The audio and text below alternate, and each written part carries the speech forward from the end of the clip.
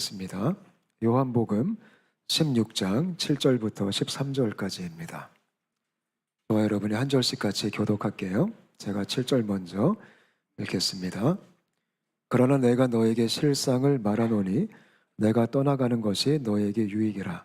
내가 떠나가지 아니하면 보혜사가 너에게로 오시지 아니할 것이요 가면 내가 그를 너희에게 보내리니 그가 와서 죄에 대하여 의에 대하여 심판에 대하여 세상을 책망하시리라. 죄에 대하여라 함은 그들이 나를 믿지 아니하며 의에 대하여라 함은 내가 아버지께로 가니 내가 다시 나를 보지 못하며 심판에 대하여라 함은 이 세상 임금이 심판을 받았음이라. 내가 아직도 너에게 이를 것이 많으나 지금은 너희가 감당하지 못하리라. 함께 읽겠습니다. 그러나 진리의 성령이 오시면 그가 너희를 모든 진리 가운데로 인도하시리니 그가 스스로 말하지 않고 오직 들은 것을 말하며 장래일을 너희에게 알리시리라. 아멘. 우리 말씀 듣기 전에 다시 한번 기도하겠습니다. 하나님 감사합니다. 저희가 이 시간 말씀을 통해 성령님에 대해서 더 알고 싶습니다. 주님께서 역사하셔서 잘 깨달아지게 하시고 우리 모두가 성령 충만한 크리스천 될 수 있도록 은혜를 베풀어 주시옵소서. 주님께 감사드리오며 살아계신 예수님의 이름으로 간절히 기도합니다. 아멘. 할렐루야.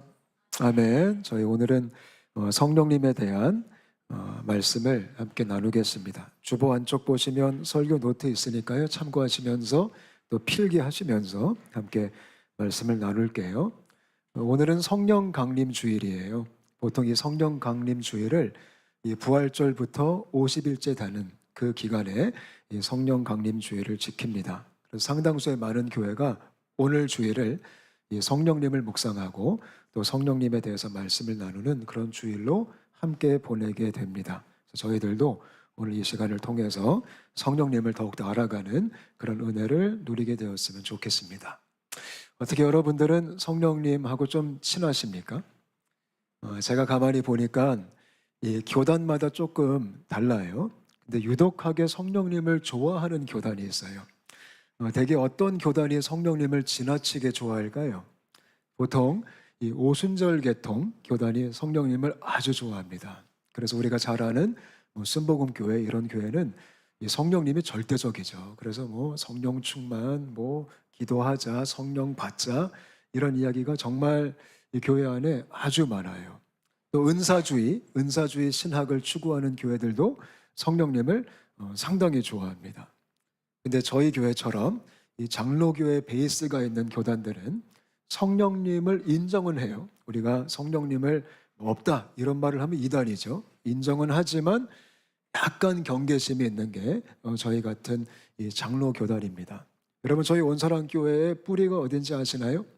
저희 온사랑교회가 제가 보니까 충현교회가 개척한 교회입니다. 홍콩에 이 역삼동의 충현교회 아시죠? 그 근사한 건물 있는 그 교회, 그 충현교회가 이 개척을 한 게 온사랑교회 시작이었다고 제가 들었어요. 충현교회는 합동 측 교단의 교회입니다. 아주 전통적이고 아주 보수적입니다. 저희 교회 시작이 합동 측 교단의 그 베이스로 그 장로교회 아주 뿌리가 깊은 그런 교회로 시작이 됐어요. 그 다음에 이제 담임 목사님들이 바뀌시면서 가만히 보니까 저희 교회 신학의 그 베이스가 합신교단입니다. 이 합동과 합신은 거의 형제지간입니다. 합신이 조금 더 보수적인 측면이 없지 않아 있어요. 그래서 저희 교회는 상당수 오랜 기간 동안 이 장로교 전통적인 이제 그런 교리와 그런 가르침을 지킨 교회입니다. 너무 좋은 겁니다. 저도 개인적으로 저는 그 초교파 신학교를 졸업했지만 저도 어릴 적에 다녔던 교회가 합동이고 또 다 장로교입니다. 그리고 특별히 제가 목회자가 된 다음에 사역한 교회는 고신교단입니다. 이 고신교단은 굉장히 보수적인 교단입니다. 아주 그냥 조용해요. 박수도 잘 안 치고요. 예배당에 거의 드럼도 없고요. 오르간이 자주 있고 그런 교회가 고신교단입니다. 이런 장로교 교단이 성령님을 인정은 하지만 좀 경계를 합니다. 왜 그러냐면 이 오랫동안 교회의 역사를 보면 이 성령 사역 때문에 말도 많고 탈도 많은 적이 한두 번이 아니에요. 그러니까 성령 사역을 약간 미신적으로, 무당적으로, 신비적으로 하는 분이 너무나 많이 계셔가지고 교회 안에 적지 않은 문제를 많이 일으켜서 우리 장로교단이 인정은 하지만 이 성령 사역 이 자체를 좀 등한시하진 않지만 적극적으로 추구하지 않는 이제 그런 문화가 좀 자리를 잡게 됐어요. 뭐 순복음교회나 오순절 개통이나 은사주의는 아주 열정적으로 성령님을 사모하지만 저희는 아주 얌전하게 성령님을 그냥 몰래 은근슬쩍 그냥 뭐 계시겠지 뭐 요 정도로 우리가 성령님을 이렇게 여길 때가 굉장히 많은데요. 사실 양쪽 다 좀 제가 볼 때는 좀 바뀌었으면 좋겠어요. 이 너무 성령님만을 좋아하는 교단들은 가만히 보면 이 말씀과 이 복음의 진리에서부터 약간 벗어날 때도 있고요. 또 너무 얌전한 이제 교단들은 또 너무 우리가 너무 차갑고 너무 냉랭해가지고 그럴 때가 아주 많아요. 좀 양쪽에 제가 볼 때 성경적인 건강한 마음으로 성령님을 사모하는 그런 회복들이 일어났으면 좋겠습니다. 여러분들은 어떠세요? 아마 저희 교회도 제가 보면 성령파도 계시고 또 얌전파도 계시는 것 같아요. 가끔 이제 이 둘의 대립이 일어날 때가 있는데 성령님은 지극히 성경적인 이 성경에 기록되어져 있는 너무나 중요한 이 삼위의 하나님이십니다. 믿으시죠? 저는 저와 여러분이 성령님을 이 어떤 종교적인 문화 때문에 등한시하는 게 아니라 이 성경을 근거해서 적극적으로 사모할 수 있는 그런 건강한 크리스천 되시기를 바랍니다. 오늘 읽은 말씀 보니까 예수님도 그런 말씀 하셨잖아요. 성령님이 아주 중요하다. 어느 정도로 중요하냐면 내가 없어도 될 만큼 중요하다. 예수님이 지금 제자들에게 아주 무시무시한 얘기를 하셨어요. 내가 너희를 떠나는 것이 너희에게 유익하다. 왜냐하면 내가 떠나면 보혜사를 보내줄 것이다. 그 정도로 성령님에 대한 강조를 하신 분이 예수님이에요. 성령님은 절대적이다라는 거예요. 어떤 교단의 칼라로 추구하고 말고 그런 분이 아니라 내가 예수 믿는 사람이고 내가 제자라면 성령 하나님은 필수입니다. 반드시 우리가 알아야 되고 반드시 우리가 동행해야 되고 반드시 우리가 충만해가 돼야 되는 바로 그분이 바로 성령님이십니다. 저는 오늘 말씀을 통해 우리가 성령님에 대해서 하나하나 배웠으면 좋겠어요.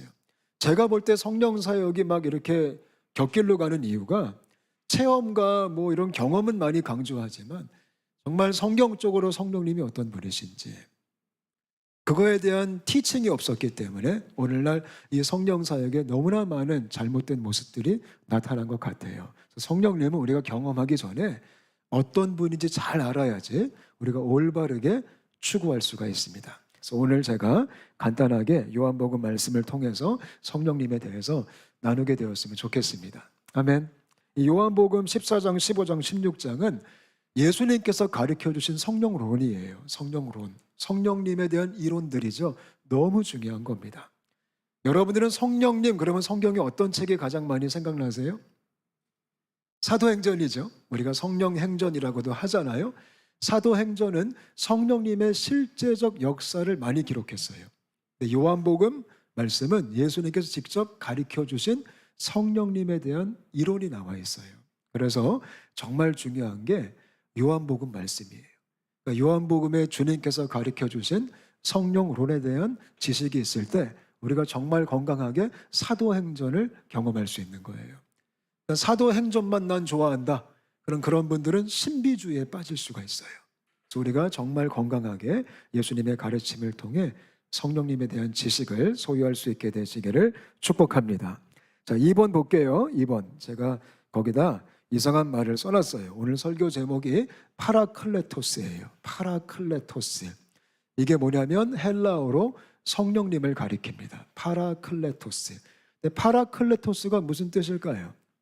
첫 번째, 파라가 뭐냐면 옆에 계시다 이런 뜻이에요. 옆에 있다 혹은 내 안에 계시다. 클레토스가 뭘까요? 클레토스는 도와주는 분이시다 이런 뜻이에요. 그러니까 성령님이 누구시냐면 내 옆에서 혹은 내 안에서 나를 돕는 분이시다. 영어로 하면 헬퍼죠. 홍콩은 헬퍼 그러면 약간 좀 뉘앙스가 좀 거시기 한데요. 그게 성령님이에요. 성령님은 우리 옆에서 혹은 우리 안에서 우리를 도와주는 하나님이시다. 믿으시죠? 그러니까 좋은 분이에요? 안 좋은 분이에요? 좋으신 분이시죠. 성령님이 뭘 도와주실까요? 우리 안에서 우리 옆에서 뭘 도와주실까요? 뭐 좀 돈을 잘 벌고 공부도 좀 잘하고 좀 좋은 대학 가고 인생에서 성공할 수 있도록 도와주면 얼마나 좋을까요? 만약에 성령님이 그런 거 도와줬다면 아마 기독교에 대부흥이 일어났을 겁니다. 근데 성령 하나님은 그런 걸 도와주는 분이 아니에요. 가끔 이 신비주의적 신앙을 가지신 분들이 그렇게 성령님의 도움을 요청할 때가 있어요. 이번 사업 잘 되게 해주세요. 매출 좀 오르게 해주세요. 시험 잘 보게 해주세요. 성공하게 해주세요. 성령님 역사하여 주소서. 우리 아이들이 공부 안 한 다음에 시험 볼 때 주님 생각나게 하소서. 기억나게 하소서. 찍는 대로 맞게 하소서. 그건 미신입니다. 그건 기독교가 아니에요. 성령님은 그런 거를 도와주는 분이 아니에요. 그럼 성령님이 뭘 도와줄까요? 쉽게 말씀드리면 예수님 잘 믿도록 도와주시는 거예요. 그게 성령의 역할이에요. 예수님을 잘 믿도록, 예수님을 잘 따르도록, 예수님을 닮아가도록 그거를 도와주는 분이 바로 성령 하나님이에요. 그래서 이 신앙생활에 있어서 성령님은 필수예요. 성령이 아니고서는 우리가 예수를 믿을 수도 없고, 성령이 아니고서는 우리가 예수님을 따를 수도 없고, 성령이 아니고서는 우리가 예수님을 닮아갈 수도 없거든요. 그래서 저와 여러분이 성령님과 친밀해지게 되시기를 축복합니다. 그러니까 예수님 닮은 사람이 성령 충만한 사람이에요. 예수님 잘 믿는 사람이 성령 충만한 사람이고 예수님을 따르는 사람이 성령 충만한 사람이에요. 그게 파라클레토스예요. 이 파라클레토스를 한국말로 번역한 게 우리가 잘 아는 보혜사라는 단어예요. 보혜사. 약간 제가 볼 때 문자적 번역이 아니라 의미적 번역을 한 것 같아요. 보혜사다. 이 보혜사가 무슨 뜻일까요? 보호할 보자. 성령님은 우리를 보호하신다 이거예요. 전 여러분의 인생 가운데 성령님의 보호하심이 있게 되시기를 축복합니다. 우리를 죄로부터, 악으로부터, 어둠으로부터 보호하시는 분이 바로 성령 하나님이시고요. 해는 은혜의 자입니다. 우리에게 은혜를 깨닫게 하신다. 그게 성령님이십니다. 은혜를 알게 하시고 은혜를 입게 하시고 은혜를 그 예수 그리스도의 복음의 은혜를 누리게 하신다. 복음을 살게 하신다. 그게 성령님이시고 마지막 사, 스승사자입니다. 오늘 교사주일이죠. 성령님은 선생님이세요. 우리를 가르치신다. 보호하시고 은혜를 주시고 가르치시는 선생님이시다. 그게 성령님이십니다. 너무 좋으시죠? 전 저와 여러분이 이 보혜사 성령님을 잘 알아갈 수 있게 되시기를 축복합니다. 그렇기 때문에 예수님께서 내가 가는 게 유익하다. 왜냐하면 내가 가면 보혜사를 너희에게 보내줄 것이다. 성령 하나님으로 저희가 충만케 되는 이 예배 시간 되었으면 좋겠어요. 제가 오늘 예배를 준비하면서 그냥 우리가 성령님에 대한 지식만 쌓는 게 아니라 정말 여러분의 인생 가운데 오늘 실제적으로 성령의 충만의 은혜가 나타나게 되시기를 간절히 바랍니다. 자, 그렇다면 성령님이 어떤 일을 하실까요? 오늘 말씀 가만히 보면 8절부터 11절까지 예수님이 굉장히 독특한 이야기를 하셨어요. 보혜사가 오시면 그가 죄에 대해서, 의에 대해서, 심판에 대해서 알게 할 거다. 이게 무슨 말일까요? 좀 되게 헷갈리죠? 어렵기도 하고요. 뭐 죄에 대하여 함은, 의에 대하여 함은 막 설명하시는데요. 제가 쉽게 설명해 드릴게요. 보혜사가 우리 가운데 오시면 충만하게 역사하시면 뭐가 잘못됐는지, 뭐가 옳은지, 누가 승리할 것인지 알게 될 것이라는 거예요. 그게 성령의 역사예요. 그러니까 성령님이 우리 가운데 오시면 우리 인생에 뭐가 잘못됐는지 죄를 지적하시고 우리의 가는 길을 고쳐주시고 수정해 주신다라는 뜻이에요. 그게 성령의 역할이에요. 영어로 성령님을 Holy Spirit이라고 해요. Holy Spirit, 거룩한 영이죠. 그러니까 성령님은 거룩한 가이드를 하시는 분이에요. 쉽게 말씀드리면 여러분들이 성령 충만하시면 죄에 대해서 아주 예민해져요. 죄에 대한 민감함이 생겨요. 예수 믿기 전에는 죄에 대해 아주 둔했어요. 내가 죄를 져도 죄인지 모르고 내가 악한 생각을 해도 그게 뭐 그냥 괜찮았고 내가 악한 마음을 품어도 그게 받을만 했고 별로 찔리는 게 없었는데요. 내 안에 성령님이 오시면, 내가 성령 충만하면 그 모든 게 찔리기 시작해요. 거룩한 필터링이 생기는 거예요. 그게 성령의 역사예요. 전 여러분의 인생에 이런 필터링이 있게 되시기를 바라요. 오늘 성령 필터 장착할 수 있게 되시기를 바랍니다. 그게 은혜입니다. 저도 옛날에 그랬어요. 제가 은혜 받고 나서 가장 도드라지게 나타난 변화가 뭐냐면 거룩한 필터링이 생긴 거예요.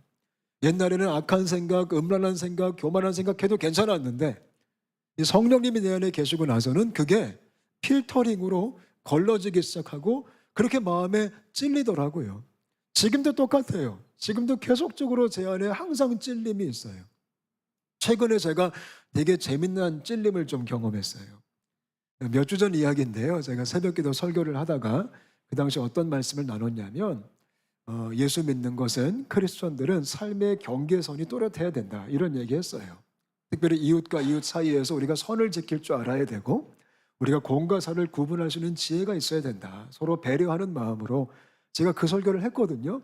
근데 그 설교를 한 다음에 제 마음에 좀 찔림이 찾아오는 거예요. 뭐 때문에 찔렸냐면 제가 저희 집에 가보니까 세상에 교회 물품이 저희 집에 있는 거예요. 교회 물품이. 제가 하나 슬쩍 갖고 왔더라고요. 근데 제가 뭘 갖고 왔냐면 여러분도 집에 있으시겠지만 뭐 교회 건 아니더라도 집에 있으시겠지만 뭘 갖고 왔냐면 이 콘센트 어댑터를 갖고 왔어요. 제가 한국에서 갖고 온 전자제품들은 다 꽂는 게 몇 개 있을까요? 2개 있죠. 근데 홍콩은 몇 개죠? 3개죠, 3개. 근데 요거를 연결하려면 중간에 어댑터가 필요하잖아요. 근데 제가 보니까 교회에 어댑터가 많이 굴러다녀요. 그래서 제가 아무 생각 없이 하나를 딱 들고 집에 가서 저희 전자제품을 또 꽂아놨어요. 아니 그게 생각이 나는 거예요. 정화야 너 왜 교회 물건 마음대로 집에 가져다 쓰냐. 제가 헐, 저 주 앞에 회개를 했어요. 하나님 죄송합니다. 이게 교회 건데 내가 집에 갖고 왔네요. 그리고 당장 집에 가서 뽁 뽑아가지고 교회 갖다 놨는데 교회는 되게 많아요. 놀고 있는 게. 그래서 지금도 놀고 있어요. 근데 그런 아무것도 아닐 수도 있겠지만 성령님은 아무것도 아닌 일도 그렇게 작은 것도 그렇게 큰 일도 우리 마음을 휘저어 놓으시는 분이에요. 아주 피곤해요, 사실. 아주 피곤한데 이게 성령의 역사예요. 전 이런 성령님의 역사하심이 우리 가운데 있게 되시기를 바랍니다. 혹시 여러분 중에 교회 거 집에 있으시면 그냥 조용히, 너무 티내지 말고 조용히 이렇게 반납해 주시면 참 감사하겠습니다. 네. 근데 사실 This is Holy Spirit. 세상에서 우리가 정말 이 거룩한 길을 걸어갈 수 있도록 우리가 순결한 길을 걸어갈 수 있도록 죄에 대해서 우리를 책망하시고 또 의에 대해서 어떤 길이 옳은 길인지 예수 그리스도의 복음, 그렇죠? 예수님에 대한 그 참된 의에 대해서 가르쳐 주시고 심판, 이 세상 임금이 심판을 받았느니라 어떤 게 진정한 승리인지를 아주 자세하게 아주 섬세하게 가이드하시는 분이 성령님이시다라는 거예요. 너무 좋죠? 여러분 한 분 한 분이 그 성령님과 동행할 수 있게 되시기를 바랍니다. 할렐루야. 그 다음에 4번 볼게요. 이게 정말 중요한 거예요. 성령님의 메인 역할이에요. 메인 역할. 예수님께서 성령님을 이 땅에 보내셨어요. 보혜사가 오셨어요. 우리가 찬양하듯이 성령이 오셨네, 성령이 오셨네. 근데 그분이 왜 오셨냐면 바로 우리를 진리로 인도하시기 위해 오신 거예요. 이게 메인 이벤트예요. 이거 빼면 성령님에 대한 오해가 생겨요. 이거 없이 뭐 방언하자, 예언하자, 경험하자, 체험하자 100이면 100 다 신비주의에 빠지세요. 성령님은 무조건 우리를 진리 가운데로 이끌기 위해서 오신 거예요. 그렇다면 진리가 뭘까요? 크게 2가지예요. 첫 번째가 거기에 제가 썼듯이 예수님이세요. 그게 성령의 사역이에요. 우리를 예수님께로 데리고 가는 거예요. 성령님은 무조건 우리를 예수님께로 끌고 갔어요. 예수님을 보여주세요. 예수님을 믿어지게 하세요. 예수님을 사랑하게 하세요. 예수님을 따라가게 하세요. 예수님을 닮아가게 하세요. 그게 성령님의 역사예요. 성령님이 역사하면 예수님이 드러나요. 성령님이 오시면 예수님이 영광 받으세요. 그러니까 예수 사건은 성령 사건이고 성령 사건은 예수 사건이에요. 따로 갈 수가 없어요. 오늘날 은사주의 문제가 뭐냐면 성령님만 강조해요. 예수님이 좀 희미해져요. 근데 그럴 수가 없어요. 오히려 성령님이 희미해지고 예수님이 드러나시거든요. 그게 참된 성령님의 역할이니까. 무대로 따지면 예수님이 무대 위에 계시고요. 성령님이 조명을 비추시는 거예요. 예수님이 모든 조명을 받으실 수 있도록. 그게 성령의 역사예요. 진리로 이끄신다. 예수 안에 있는 구원, 예수 안에 있는 생명, 예수 안에 있는 소망, 그거를 밝히 드러내시는 분이 성령님이시다. 그리고 본인은 약간 좀 이렇게 무대 뒤로 숨으세요. 그게 성령님의 역할이거든요. 그래서 우리 인생에 우리가 성령 충만하면 누가 드러나요? 예수님이 드러나는 거예요. 어떤 집회 가셨는데 예수님 얘기에 예자도 안 나오고 계속 성령 한다면 여기 약간 경계할 수 있게 되었으면 좋겠어요. 그거는 건강한 성령의 역사가 아닐 수도 있거든요. 왜냐하면 성령님은 예수님을 영화롭게 하는 분이에요. 할렐루야. 또 진리는 말씀이에요. 이거 되게 중요합니다. 성령님은 말씀으로 역사하는 거예요. 말씀으로 데리고 가요. 말씀의 테두리 안에서 일하시는 분이 성령님이에요. 이거를 어기면 큰일 납니다. 오늘날 많은 이 성령 사역들이 왜 위험하냐면 말씀을 벗어나기 시작해요. 말씀을 좀 무시하기 시작해요. 물론 근거는 있어요. 하나님이 전능하지 않냐? 우리가 어떻게 말씀으로 제한하냐 하나님을. 근데 이 말씀의 제한은 하나님이 하신 거예요.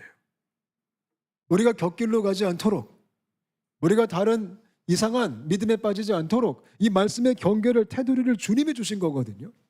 성령님은 이 안에 역사하시는 거예요. 근데 오늘날 너무나 많은 성령 사역들이 이 말씀의 테두리를 벗어나서 이것이 성령의 역사다라고 강조를 참 많이 해요. 특별히 현상과 체험과 경험들을 가지고요. 우리가 조심하셔야 돼요. 가장 쉽게 좀 예를 들면 저도 한때 그런 거 되게 좋아했거든요. 그래서 제가 성령님에 대한 공부를 정말 많이 했어요. 저도 한때 신비주의를 따랐어요. 저는 한때 그런 예언 사역을 따랐어요. 저는 한때 그런 초자연적인 표적과 기적과 그런 사역들을 따라갔어요. 그리고 제가 하기도 했어요. 근데 그들이 하는 사역 중에 가장 보편적인 현상이 뭔지 아세요? 혹시 본 적 있으세요? 이렇게 안수기도 해주면 사람들이 벌렁벌렁 쓰러지는 거. 본 적 있으시죠? 아마 여기 계신 분들 중에 체험도 하신 분들도 계실 거예요. 그게 가장 흔해요. 그래서 어떤 집회 가면 목사님들이 안수해주면 사람들이 넘어지고 또 뒤에서 받아주는 사람도 있고 또 어떤 데 가면요 기도해주는 방법도 알려줘요. 받아주는 방법도 알려줘요. 참 재밌기도 해요. 저도 한때 그 사역에 빠져 있었어요. 근데 마음이 너무 찔리는 거예요. 왜냐하면 제가 공부를 하다 보니까 성경에 안 나와요. 그렇게 안수해서 넘어뜨리는 게 성경에 안 나와요. 비슷한 건 나와요. 그들이 주장은 해요. 근데 그 비슷한 건 그게 아니에요. 뭐 성령 안에서 안식한다, 입신한다? 아니에요.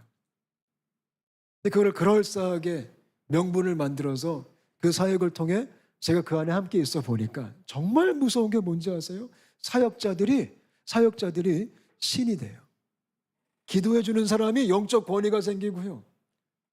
이 성도들이 꼼짝을 못해요. 그 권위 앞에. 그게 얼마나 사악한지 몰라요. 이 성령 사역이 인간의 권위적 사악함으로 연결되는 것들을 참 많이 봤어요. 그리고 말을 참 많이 만들어내시더라고요. 아주 위험한 거예요. 성령님은 말씀의 테두리 안에서 일하시고 역사하시는 거예요. 그래서 우리를 진리 가운데로 인도하신다. 할렐루야. 뭔가 깨림칙하실 때는요. 그냥 경계하시면 돼요. 저거 성경에 없는데? 그러면 멀리 하시면 돼요. 꼭 성경에 없는 거를 호기심을 가지고 알려고 하시는 분들이 있어요. 주님은 우리에게 정확하게 이 절대무오한 이 진리의 말씀을 통해 길을 알려주신 거예요. 성령님은 그 안에서 말씀으로 일하시는 분이에요. 또 이게 무슨 뜻이 있을까요? 성령님은 말씀을 깨닫게 하시는 분이에요. 전 그런 은혜를 우리가 날마다 누렸으면 좋겠어요. 그러니까 성령님은 이 말씀을 볼 때 이 말씀이 이해가 되고 이 말씀으로 은혜 받게 하시는 분이에요. 저는 저와 여러분의 말씀으로 은혜 받았으면 좋겠어요. 똑같은 설교를 들어도 깨닫는 사람이 있고 깨닫지 못하는 사람이 있어요. 무슨 차이가 있을까요? 성령의 역사의 차이가 있는 거예요. 성령님이 내 안에 역사하면 말씀이 이해가 되고 말씀이 깨달아지는 거예요. 제가 그런 경험들을 얼마나 많이 했는지 몰라요. 특별히 대학생 때 혼자 큐티를 시작하면서 저는 나름대로 1.5세예요. 제가 한국말 잘하는 것처럼 보이지만 솔직히 고백하면 깊이가 없거든요.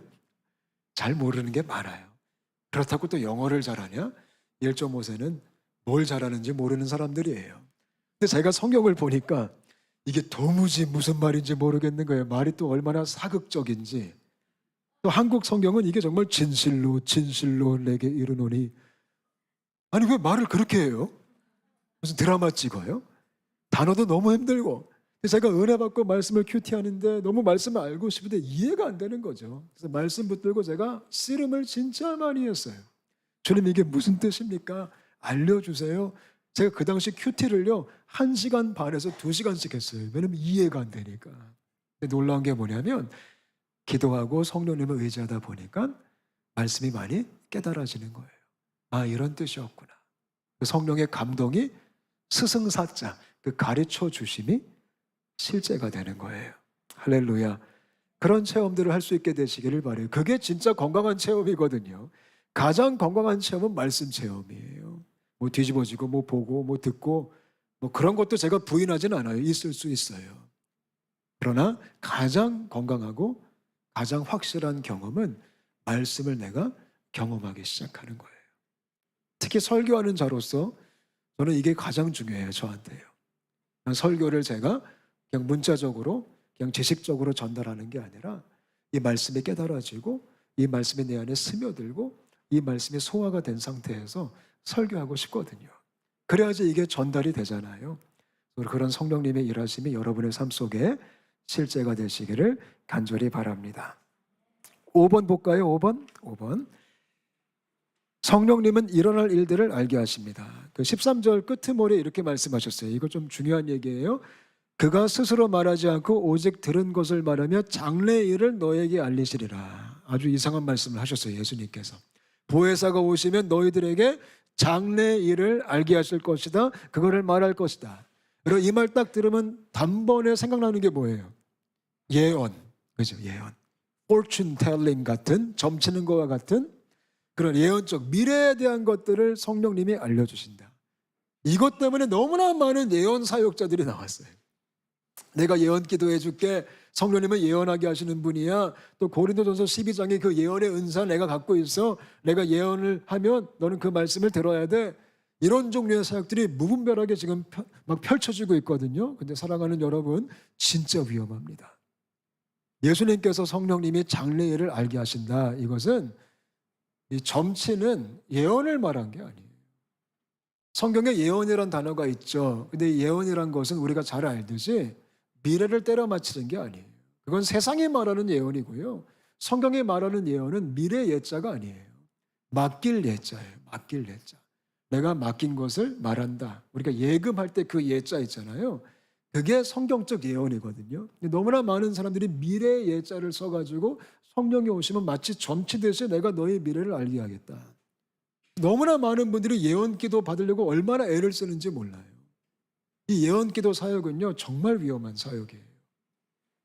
저도 한때 같이 했거든요. 정말 재밌는 경험 많이 했어요. 근데 예언기도는 그런 게 아니더라고요. 사람들은 왜 기도받고 싶을까요? 뭐에 대해서 알려고요? 자기의 미래를 알고 싶어서 기도받고 싶어요. 불안하니까요. 성령님은 그걸 알려주는 분이 아니라는 거예요. 여러분 어디 가서 머리 들이밀고 함부로 안수받으면 안 돼요. 저는 예언기도 잘못 받아가지고 정말 너무 힘들어지신 분들 참 많이 봤거든요. 아니 어떻게 감히 그런 얘기를 해요? 기도해 주면서. 당신 거기에 투자하면 안 됩니다. 거기 투자하십시오. 성령님은 그렇게 말씀하는 분이 아니에요. 그거는 사적인 예언이잖아요. 예언의 목적은 사적인 예언이 아니에요. 그럼 우리가 반드시 알아야 돼요. 예언기도 받을 때 보통 사람들이 뭐가 궁금해서 예언 받을까요? 하나님 나라가 궁금해서 예언 받을까요? 아니요. 자기 인생이 궁금해서 예언 받거든요. 예언은 그게 아니에요. 예수님께서 그가 오시면 장래일을 너에게 알게 하실 것이다. 이 당시 제자들에게 장래일이 뭘까요? 무슨 장래일을 지금 말씀하시는 걸까요? 이 당시 제자들에게 말한 장래일은 예수님의 십자가와 부활이에요. 아직 예수님이 안 죽으셨잖아요. 아직 십자가 안 지셨잖아요. 장차 내가 그렇게 죽을 건데, 내가 부활할 건데, 그거를 명확하게 알게 하시는 분이 성령님이시다. 그 말씀하시는 거예요. 예언의 내용이 뭘까요? 예수 그리스도예요. 아주 정확합니다. 저 어디 가서 예언기도 받았는데 내용이 예수 그리스도가 아니라면 그건 그냥 무당 같은 사역이에요. 거기 빠지지 않게 되시기를 바라요. 정말 안타까운 게 뭐냐면 한국 교회 안에 이런 무분별한 사역들이 얼마나 많은지 몰라요. 많은 분들이 되게 힘들어해요. 예언의 내용은 오직 예수 그리스도. 그 당시 제자들에게 예수님의 십자가와 부활. 그렇다면 우리에겐 뭘까요? 우리에겐 뭘 알게 하실까요? 똑같아요. 예수 그리스도. 그분의 복음, 그분의 사명, 그리고 장차 오실 예수님. 그게 예언의 목적이고 그거를 명확하게 알게 하시고 소망하게 하셔서 그거를 바라보며 살게 하시는 분이 성령 하나님이세요. 믿으시죠? 그래서 성령 충만한 사람은 다시 오실 주님을 고대하며 다시 오실 주님을 소망하며 그 예수 그리스도의 복음 안에서 살아가는 게 성령 충만한 사람이에요. 저는 저와 여러분이 이 성령 강림 주일을 맞이해서 이 성령님을 잘 알아갈 수 있게 되시기를 바랍니다. 제가 작년에, 올해는 아직 하지 않았지만 복음과 성령학교라는 그 교육을 우리 교회에서 했잖아요. 성령님에 대해서 조목조목 다 얘기하는 학교예요. 무엇이 문제고 어떤 어려움이 있고 하나하나 은사 하나하나까지 다 설명해 드렸거든요. 올해도 할 겁니다. 혹시 성령님에 대해서 좀 오해가 있는 분들이 계시면 함께 좀 같이 공부했으면 좋겠어요. 그런 생각도 해봤어요. 한번 이 주일 예배 때도 좀 성령님에 대한 시리즈를 해가지고 우리 성도님들이 정말 건강한 이 성령님에 대한 지식과 또 성령님을 사모하는 그런 모습들이 좀 회복됐으면 좋겠다. 아멘이시죠? 네, 그런 은혜를 사모할 수 있게 되시기를 바랍니다. 자, 마지막으로 6번 보실까요? 성령님의 내주하심과 충만케 하심. 자, 그렇다면 성령님이 우리 안에 어떻게 역사하실까요? 우리가 어떻게 성령님과 함께 걸어가는 삶을 살 수 있을까요? 크게 두 가지로 역사하세요. 첫 번째가 내주하심이 있고요. 두 번째가 충만케 하심이 있어요. 이게 보통 각 개개인에게 역사하는 성령님의 일하심이에요. 전 여러분의 인생에 성령님의 내주하심이 있게 되시기를 축복합니다. 성령의 내주가 뭐죠? 쉽게 말씀드리면 성령님이 어디 있다? 내 안에 있다라는 거예요. 아멘. 여러분 그거 믿으시죠? 성령님이 언제 내 안에 있을까요? 언제? 언제 내 안에 계시면 우리가 예수님을 영접할 때 내 안에 들어오시는 거예요. 예수를 믿는 모든 사람들에게는 누가 함께 하실까요? 성령님이 이미 함께 하시는 거예요. 그거 믿으시죠? 아멘. 여러분들이 정말 예수님을 믿으신다면, 여러분 인생의 왕이 정말 예수님이시라면 우리 안에 성령님이 계시는 거예요. 이거를 확고하게 믿을 수 있게 되시기를 축복합니다. 제가 또 이렇게 얘기하면 어떤 분들이 그래요. 목사님, 뭐 그런 얘기 많이 들어봤지만 정말 성령님이 내 안에 계신지 좀 안 느껴져요. 그럼 제가 얘기해요. 성령님은 느끼는 게 아니에요. 성령님이 내 안에 계신 거 믿으시기 바랍니다. 느끼고 싶어요. 목사님 느끼고 싶어요. 너무 느끼려고 하지 마세요. 거기 느낌에 의존하는 분들이 계세요. 주님이 함께 계신다. 느껴진다. 오늘은 컨디션이 안 좋네. 안 느껴진다. 그게 신비주의예요. 그게 신비주의예요. 내가 정말 예수 믿는 크리스천이라면 안에 계십니다. 하늘이 두 짝 나도 계십니다. 할렐루야. 두 번째 충만케 하심. 이게 뭘까요? 예수를 믿으면 내 안에 계세요. 그럼 충만함은 뭘까요? 충만함은요, 내 안에 계시지만 쉽게 설명해 드리면 누가 주도권을 잡았느냐 이거예요. 누가 주도권을 잡았느냐. 내 안에 계신 성령님이 주도권을 잡으셨는가? 아니면 내 안에 계시지만 여전히 내가 주도권을 잡고 있는가? 이것도 다른 얘기예요. 성령 충만은 내 인생의 주도권이 성령님께 넘어가는 거예요. 그게 충만함이에요. 전 여러분의 인생의 주도권이 성령님께 있게 되시기를 바랍니다. 그게 성령 충만한 사람이에요. 근데 교회를 다니고 예수를 믿어도 여전히 주도권을 내가 갖고 있는 사람이 있어요? 그 사람은 성령 충만한 사람이 아니에요. 성령님이 그냥 계속 소멸되세요. 조용히 잠잠히 계시긴 계시는데 주도하지 않는 거예요. 성령 충만은 그 주도권을 내가 겸손히 내어드리는 거예요. 저는 저와 여러분이 이 아침에 이 예배 시간을 통해서 주도권을 내어드릴 수 있게 되시기를 바라요. 우리 안에 계세요. 근데 내가 주도권을 갖고 있다면 이 성령의 일하심, 우리를 예수께로 이끌고 진리로 이끌고 그 선교의 그 사명과 이 하나님 나라의 그 아름다움을 누리는 것들을 누릴 수가 없어요. 내가 주도권을 갖고 있으면.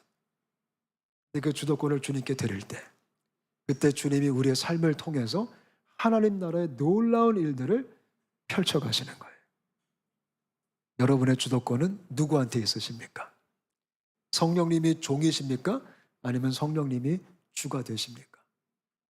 그 주도권을 오늘 깔끔하게 그냥 쿨하게 주님 알겠습니다. 내가 손 털겠습니다. 그냥 마음대로 하십시오. 라고 고백할 수 있는 은혜가 있게 되시기를 바랍니다.